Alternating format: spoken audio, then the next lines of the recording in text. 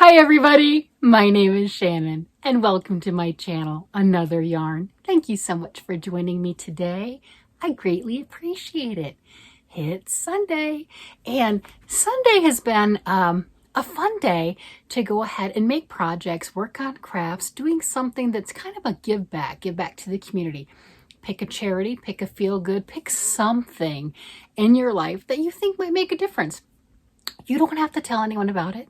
You don't have to get a channel. You don't have to do any of that stuff. Just a kind word. Something along that line. Compliment somebody. Notice somebody. See somebody, right? That's a good way of giving back. It doesn't necessarily have to be physical. It can be, but it doesn't. You can just, a kind word goes so far. I remember changing jobs once, and I was in different positions and stuff, and sometimes you're seen and sometimes you're not, and you know what I'm getting at. And I had changed positions, and it was brand new new job, right? New job, new coworkers, new everything. You don't know where anything is, all that stuff, right? And I remember somebody when I came in every morning, they said good morning to me by name, actually looked up, and that gesture meant nothing to them, but I swear it meant the world to me. It was, it just made me feel welcome. It was so important. So there's so many things that you can do as a give back, something like that you think is so insignificant can mean the world to somebody else. And when James, that was his name, that was my coworker, when he would recognize me and say good morning by name, and there you go. Very minor, very small, meant a lot to me. So Sunday, again, if you're new here, hi, I'm Shannon. I talk about yarn and knitting and crocheting and making things and having a blast. And sometimes, just like that last thing, little stories come in because, we're sharing life. That's all there is to it. It's our life, the way we take on life, and what we do with it. That's, you know what I mean. So I'm working on blankets for Camp Boggy Creek. This is a camp in Eustis, Florida, for very sick children. The blanket drive was started by Nancy from She's Got Yarn Too. I'll link her down below. If you're not following her, give her a shot. She's wonderful. There you go. So making blankets, and you can watch other videos and everything and get more information on it, but the size is 30 to 40 inches wide and 40 to 50 inches long is what they're taking for donations. Knit, crochet, combination of the two. And what it is the children get to take these home with them at the end of camp. Being that the camp is in Florida, it is run year round. So they have lots and lots of children going through the camp. There's always a need, and it's just a nice remembrance for children who wouldn't normally be able to go to camp. They're going to camp, and then they get to take back that blanket that you've made and poured your love into it. So I am making a blanket that I thought was a lot of fun. It's a granny square, the virus shawl, granny square, granny meets virus, kind of a mix. And I'm almost done. I had to go to Joann's. If you haven't seen that one, go see that one, right? I went to Joann's again, and I had to get some more yarns. I didn't need it. I did. But I got one extra skein of this bright orange. I love orange. I've got different variations, but I didn't have this one, and I wanted it for a reason. I'm working on, there goes. I'm working on this blanket, and isn't that going to be a nice edging? I just started adding it, so the blanket's not done, but it's really, really close.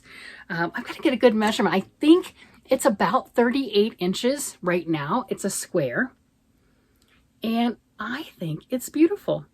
It reminds me just this big burst of color and going out. And this one right here, that's sparkle. That's fun. And I had kind of too many stitches. This is a textured, that's a good way to put it. A textured, grainy virus shawl thing, and I'm working to get that 40-inch square sweet spot. Yeah, that's something. I'll get it. I'm close, right? So I'm excited about this, and I'll be able to put this in the box with my other blanket, and we've got until the end of January. So my goal is maybe like the first week of January, sending my things to Florida so they can be there for the children, because they're collecting right now. till the end of January, sending the blankets to Nancy from She's Got Yarn Too. And then they're doing it again next year, just to let you know. So if this is the first time you heard about making blankets and donating them, if you can donate local, by all means, donate local to your church, to whatever your favorite charity is. It doesn't matter. But if you don't have anything and you want to join in, by all means, send them to Florida. It's up to you. You're still doing something with a loving, giving heart. So last week I talked about this and just the excited process of trying to mix that granny square and that virus pattern. And I wanted to do oblong. I wanted to do a rectangle. I thought that maybe I could do better on that combination and getting into that sweet spot, that 30 to 40 inches wide and 40 to 50 long. And I wanted to be a little bit bigger. I wanted that oblong. I wanted that to be able to, that lap blanket, that something along that line. So that was my goal. And I also wanted to maybe not put as many stitches or figure it out to where it's not so roughly in that part, right? It's okay. I still love this and I think it's gorgeous. So I started another one and yeah, I know I'm not finished with that one, but again, I had to get that other orange. It just needed it. It really did. I wanted the brighter orange and I didn't have it. I had things that were too similar and I just wanted that extra pop. And, happy and bright and just bold. That's just all there is to it. So I love that color scheme, obviously with the reds and the maroons in the center and then going from the yellows to the orange. So I started that again. And look, I got green on this one. And this one I even did my ends already. Crazy. Let's see, what's the front and back? There we go. And I figured out how to do it and making it into a rectangle. Isn't that spectacular? I am so proud of this. We'll see what I go with after the green. I mean, it's got that nice fall vibes, but I've got lots of colors of this big twist from Joann's, and I'm going to go ahead and figure out what other color patterns I want to put after that. I might go into blues, maybe blue, purple. I'm not really sure. I'm not sure how wide it is right now. I've got a ways to go. So I've got some more room on the colors that I can put in there, but I was really tickled. Did you notice this is flat? Pretty proud. There's no big ripples or anything like that. It's not textured. So I was really happy. And that's why I started this one before I finished the other, because, that's how I work. This is about 30 inches wide right now, and it's longer than it is wide. So I've got some ways. I've got some room that I can put more colors on and add to it. I don't have browns or anything like that. I've got tan. I just bought some gray. I don't think those will be the color choices that I go with. What other things? I don't know. I made this one. This one's for my kids, my grandkids. So I was thinking of something like that, because this is just a huge granny square. That's all this is. But it doesn't meet the size parameters. But so I made it for I got 5 grandkids. I made it for one of the kids. Actually, my daughter-in-law claimed it. But either way, so I was doing something because I love that color way that I put this one as, and that's the green I've got going on right now. I don't think I have any more of that.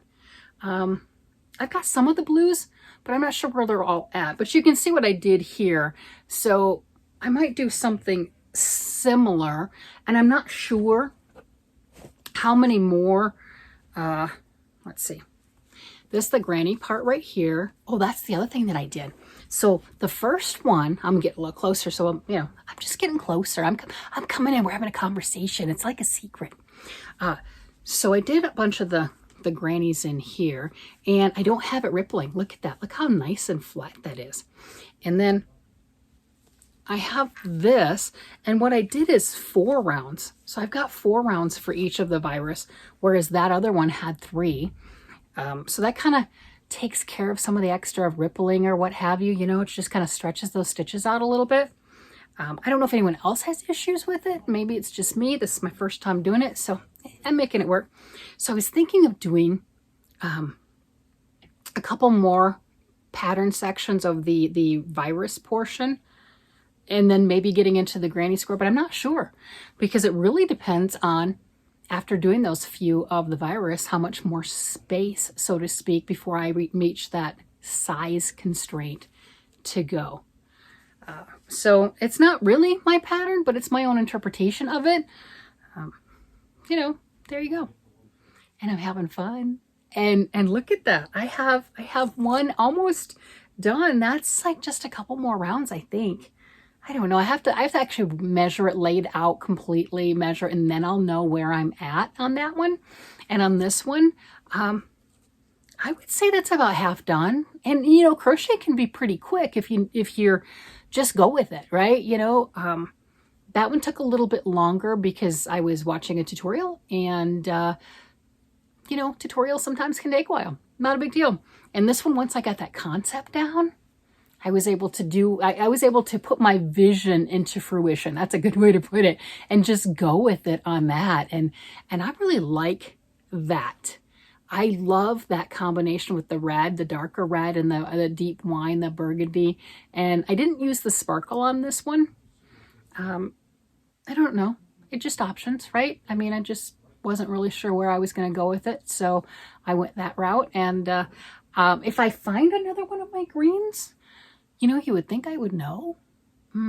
But if I find that darker green, because obviously I had it for that, but I don't know what I did with it. I mean, I'm just going to throw that out there. I don't know where it is. And if I do find it, I'll go ahead and put that on and then go to another color.